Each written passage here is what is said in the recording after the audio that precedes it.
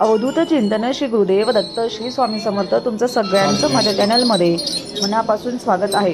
जे नाशिकचे असतील त्यांना माहिती असेल की नाशिकचं सगळ्यात जास्त प्रसिद्ध देवस्थान असेल ते आहे नवशा गणपती. नवशा गणपती आमच्या नाशिकच्या सगळ्या लोकांना माहिती असेल की नवशा गणपती कुठे काय. नंतर नवशा गणपतीजवळ जेही मागितलं तेही इच्छा पूर्ण होत असते. हे तर नवसाला पावणारा देव जो असेल तो फक्त नवशा गणपती आहे. ह्या ठिकाणी येऊन आपल्या मनातील नवस मागून तुमचा कोणताही नवस असेल तो नक्कीच पूर्ण होत असतो. आणि हे खूप जुनं मंदिर आहे. असं म्हटलं जातं की खूप खूप वर्षांपूर्वीचं असेल. आणि ह्या ठिकाणी तुम्हीही दर्शन घ्या.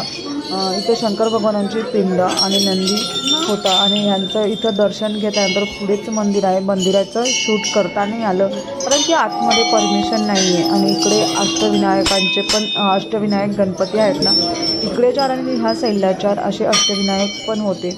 आणि अजून असं होतं की ज्यावेळेस आपण गणपतीच्या मंदिरात जातो किंवा मंदिरात गेल्यानंतर आधीच हा जो दिसतोय तुम्हाला उंदीर मामा, तर याच्या कानामध्ये जीही आपण बोलत असतो ती आपल्या मनातली इच्छा खरंच पूर्ण होते. तुम्हीही दर्शन घ्या, तुम्हालाही छान वाटेल आणि तुमच्या जोही नवस असेल तो नक्कीच तुम्ही सांगा आणि नक्कीच बोला, तुमचाही पूर्ण होईल. ज्या तुम्ही आत्ता क्लिप्स बघितल्या त्या नवशा गणपतीच्या क्लिप होत्या. जे नाशिकमध्ये राहतात त्यांना माहिती आहे की नवशा गणपती काय. ज्या ठिकाणी नवस मागून आणि इच्छा पूर्ण होत असतात त्याला नवशा गणपती म्हणतात.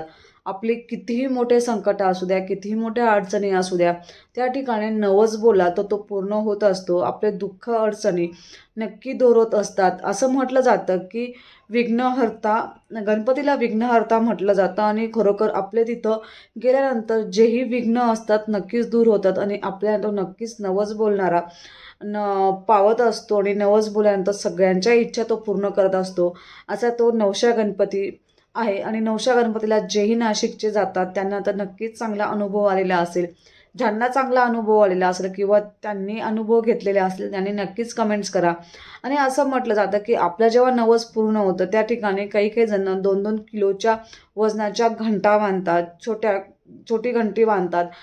ज्याची जेवढी इच्छा असेल तो त्याच्या पद्धतीने आपला नवस झाल्यानंतर तिथं येऊन आणि घंटी बांधत असतो.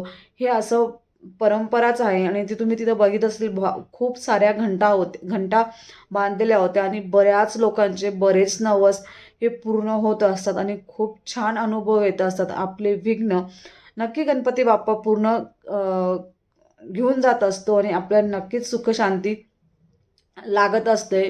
तुमचे कोणाचे काही नवस असतील तर नक्कीच काही अडचणी असतील तर दुःख असतील, तुम्ही एकदा फक्त नवशा गणपतीला येऊन बघा आणि आपले दुःख अडचणी बोलून दाखवा. ते नक्कीच दूर करत असतो आणि आपल्याला नक्कीच विघ्न दूर करून आणि आपल्या घरामध्ये सुखशांती आणत असतो. आणि गणपती बाप्पाला बुद्धीचा देवताही म्हटला जातो. आपल्या मुलाची बुद्धी तल्लीन करण्यासाठी किंवा छान वाढण्यासाठी रोज तुम्ही मुलांकडनं अथर्व शीर्षक जर बोलून घेतलं तर आपल्या बाळाची बुद्धी ही पण मोठ्या स्मरणशक्ती ही वाढत असते. म्हणून तुम्ही रोज त्यांच्याकडनं अथर्व शीर्षक नक्कीच म्हणून घेत जा, तुमच्या घरात जर लहान मुलं असतील तर. तर आजचा व्हिडिओ तुम्हाला कसा वाटला तर नक्की सांगा. आणि कोणाला छान अनुभव आले असतील त्यांनी तुम्हीही शेअर करा. नक्की सांगा की गणपती बाप्पाचे, नवशा गणपतीचे जे नाशिकला राहत असतील त्यांना कोणाला अनुभव आलेत त्यांनी नक्की सांगा आणि नक्कीच कमेंट्स करा.